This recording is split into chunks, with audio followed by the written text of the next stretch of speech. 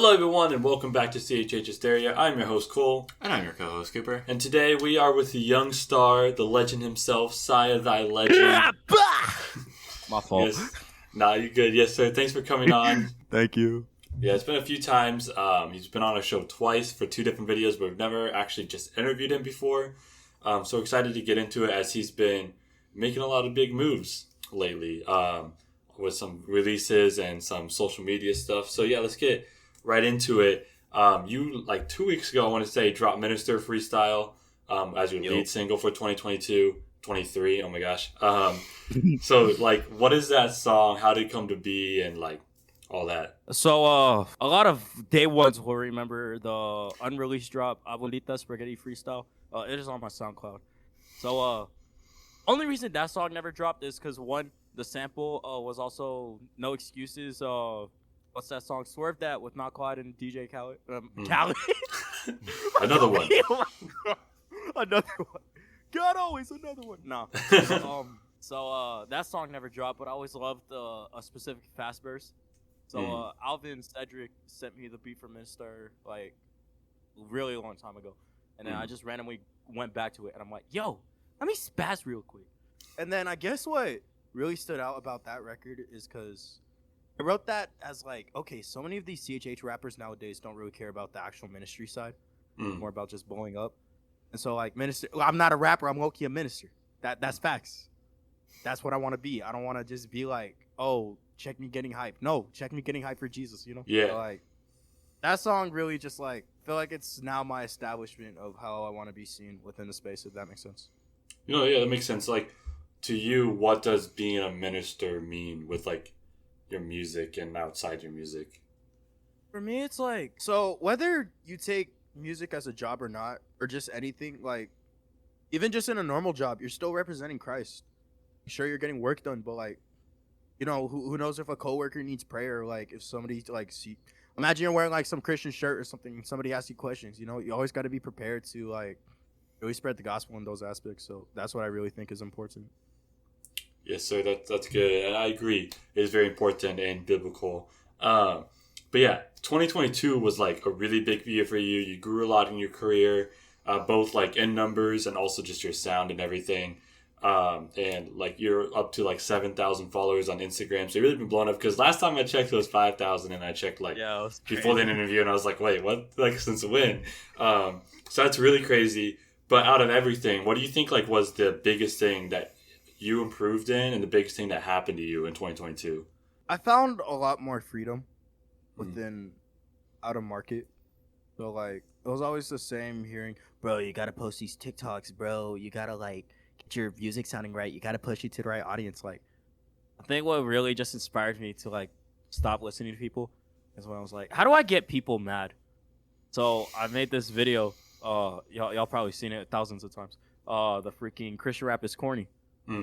So like me personally, I don't rock with these disproving Christian rap isn't corny. No, let's have fun. Let's prove it is corny for the sake of it. I didn't think wonders would have been done with that, but praise God, I just after that it really just opened my eyes to like, hey, do it different. There's nothing stopping you from like starting a trend, you know, or like really just shifting the game in general. Like I'm done trying to listen to formulas and more like come up with my own, if that makes sense. Yeah, that makes sense because, yeah, that's a really good way to look at it because if you make it your own, then, you know, no one will have done it before. So, yeah, exactly. That's great, you know, making your own path and such. Last year, you were able to perform at a few concerts, and you said you're performing at one next week for, like, a youth event. How did these, like, opportunities come? And then, like, what was it like actually performing? So, I just never no let's not say that. I have experienced stage fright, but like it just disappeared within an instant. So the first show I did was in Arlington, Texas. It was open mic for Gifted Summer.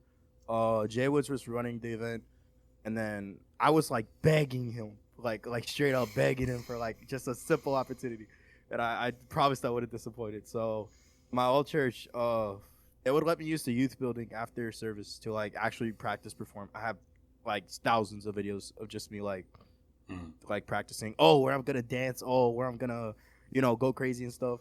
No, a lot of people saw the content from the Gifted Summer thing, and then I'm not gonna say much, but like, there's definitely gonna be more shows this year than a lot of people would expect. But just God got me in front of the right people.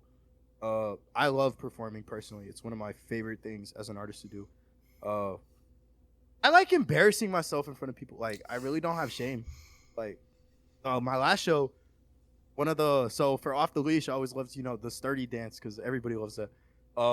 As a joke, I decided to break dance at the end of my sturdy. Okay. So it was terrible, but it worked. It caught people's attention. So like, right. Really, with CHH performers, there are a lot of good ones out there. Then there can also be a lot of mediocre.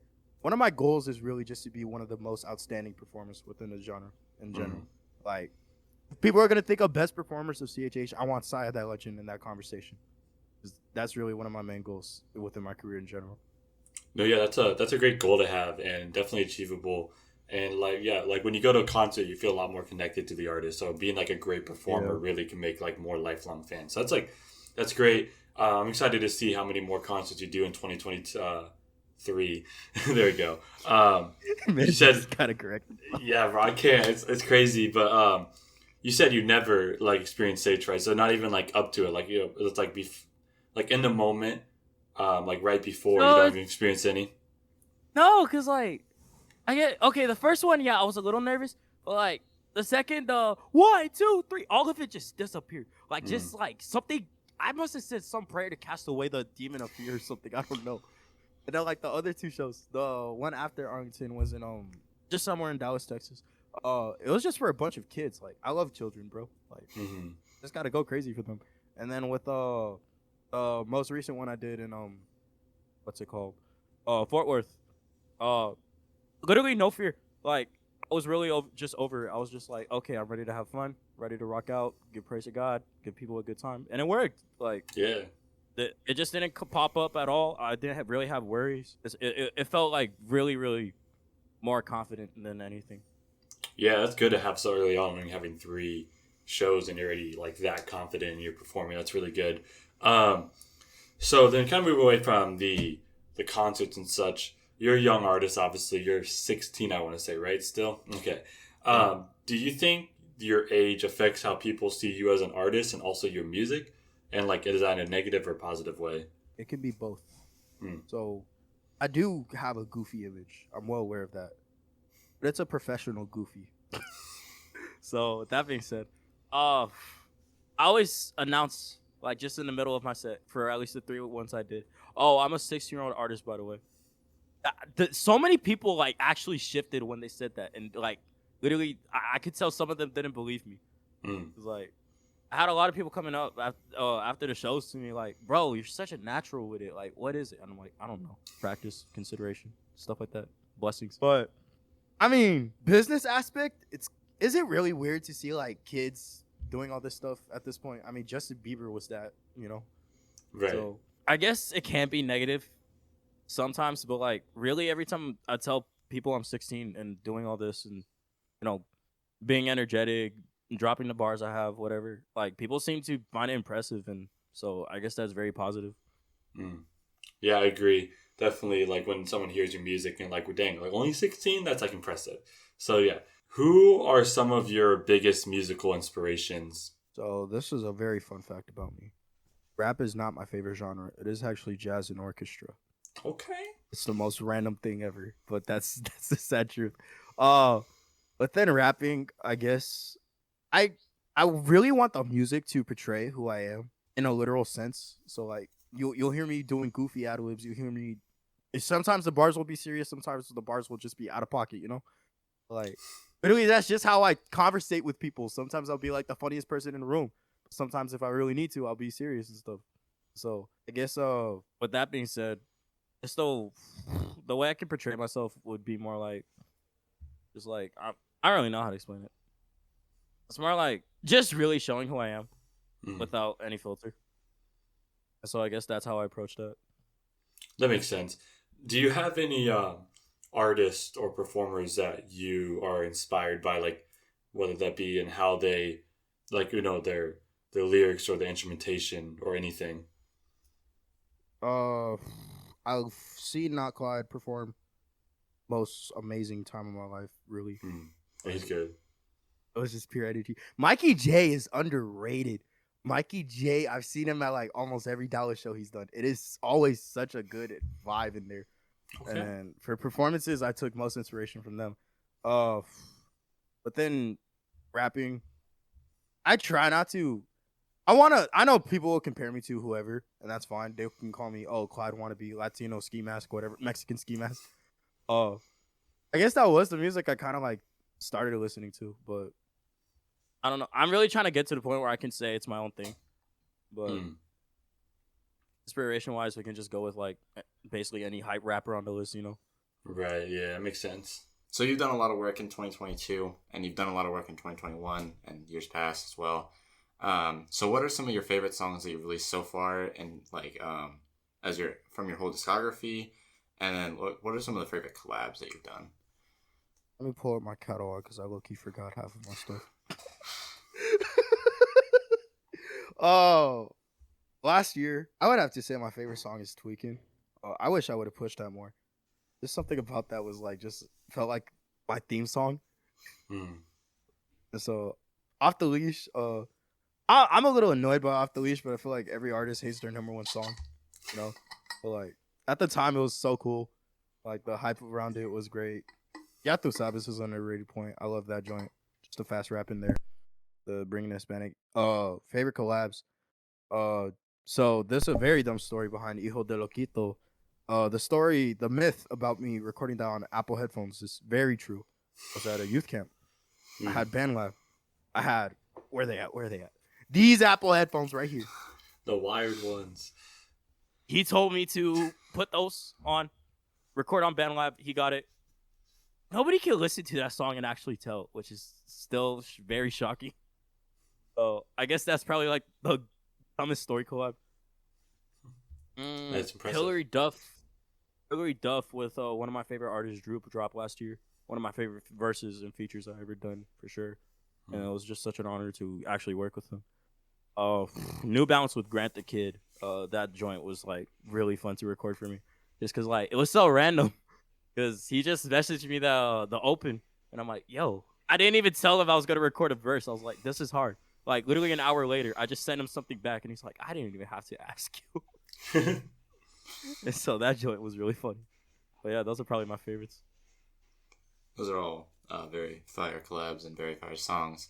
So then, like, kind of going along this collab route, who are some of your like dream collabs with anyone, like from any sort of genre or like just in the space or any sort of space, actually? My SiahThyLegend fans out here, you already know I'm gonna say what up, RG. That's gonna happen one day. Yes, sir. Yes, sir. In the name of Jesus. So I'm dropping I Bet with Swayze in February later this month. Technically, we're not in that month yet. But one more day. That's been a lot of people know he's been one of my favorite artists since I was like 13. So that was one of my biggest dream collabs. After that, March with Jalapeno, no Kizzy himself is gonna come out. Yes, sir. So like, that was another dream collab of mine, and God made that happen. Pipe dream.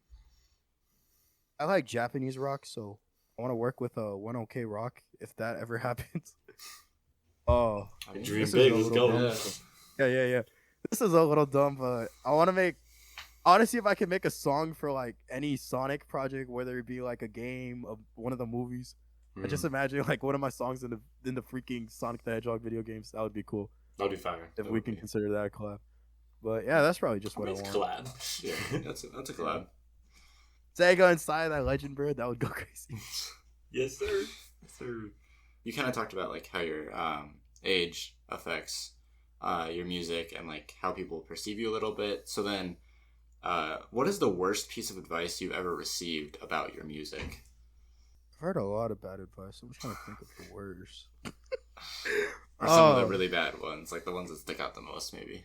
Something that really stuck with me one time is like, somebody told me at one point I spammed, which I didn't think was incorrect. But how else am I supposed to get in everyone's face if I'm not spamming, you know?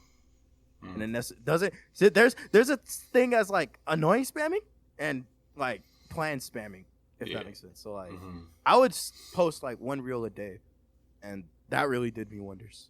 But Yeah. I guess some people got annoyed, but like, really, it was still growing my audience. I mean, you look at my numbers. Like, it took me at almost the end of 2022 to like get from like 1K almost the whole year to 7K. Like that had to have done something. Mm-hmm. Yeah. A lot of people tell me to like lower down on the goofiness, but like, what's the fun in that, you know?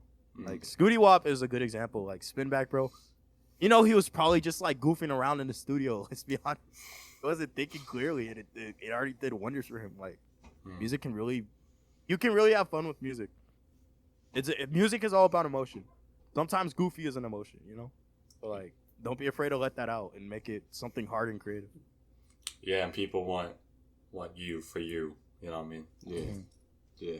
So, kind of going on about your career, are you planning on staying indie throughout your entire career, or do you think if you were offered a deal, you'd sign it? Sony themselves comes to my face and say, I want you under my record label. We can get you a KB feature. We can get you, who else? We can get you that PS5 paycheck.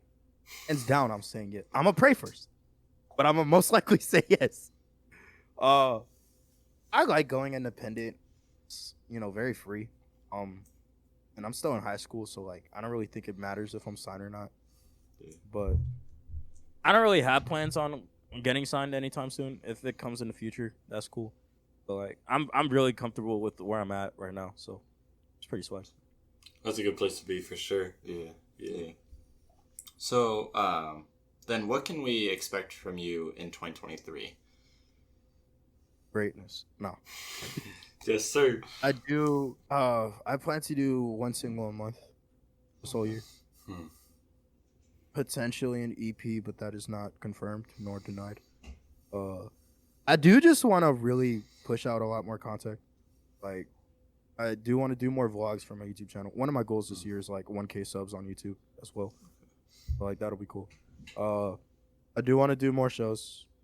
I love traveling. I love seeing other people's faces. You know, I'm very extroverted, if it's not obvious. But yeah, really glorify God in everything I do, but just everything I did last year, do it again, but more enhanced. That's good. That's good. Excited for that. Yeah, yes, for real. So here at CHH Hysteria, obviously we like to close out our interviews with a more like sillier question. Obviously we have had some sillier questions here.